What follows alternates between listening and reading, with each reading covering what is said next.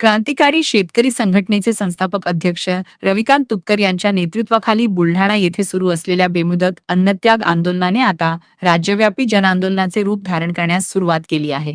शासनाच्या फसव्या, दिशाभूल करणाऱ्या आणि जाचक अटींनी भरलेल्या कर्जमाफीच्या जी.आर.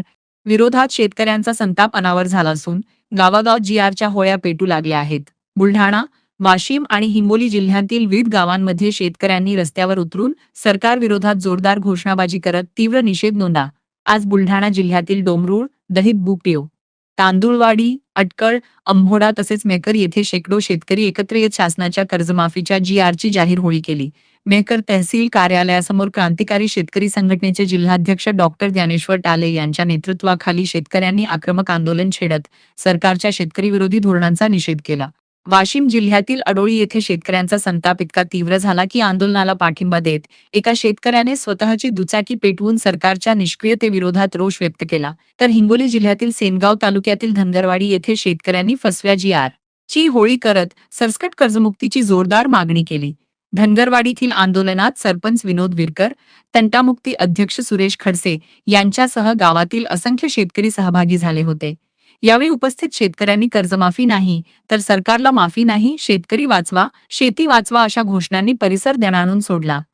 यावेळी बोलताना रविकांत तुपकर म्हणाले, शासनाने जाहीर केलेली कर्जमाफी ही कर्जमाफी नसून शेतकऱ्यांची क्रूर थट्टा आहे. लाखो शेतकऱ्यांना लाभापासून वंचित ठेवणारा हा जी.आर. आम्ही कदापिही स्वीकारणार नाही. आज गावागावात जी.आर. च्या होळ्या पेटल्या आहेत. उद्या महाराष्ट्रभर सरकारविरोधात संघर्षाची ज्वाला भडकणार आहे. सरसकट कर्जमुक्ती, हक्काचा पीक विमा आणि शेतकऱ्यांना न्याय मिळेपर्यंत हा लढा थांबणार नाही. तुपकर पुढे म्हणाले, शेतकरी आता जागा झाला आहे. आत्महत्या, कर्जबाजारीपणा आणि दुष्काळाच्या संकटात होरपळणाऱ्या शेतकऱ्यांच्या जखमांवर मीठ चोळण्याचे काम सरकार करत आहे. जर शासनाने तातडीने निर्णय घेतला नाही तर महाराष्ट्रातील प्रत्येक गाव संघर्षाचे केंद्र बनेल आणि सरकारला शेतकऱ्यांच्या रोषाला सामोरे जावे लागेल. अन्नत्याग आंदोलनाला राज्यभरातून वाढता पाठिंबा मिळत असून शेतकरी, सामाजिक संघटना, युवक आणि विविध क्षेत्रातील नागरिक मोठ्या संख्येने आंदोलनाच्या समर्थनार्थ पुढे येत आहेत.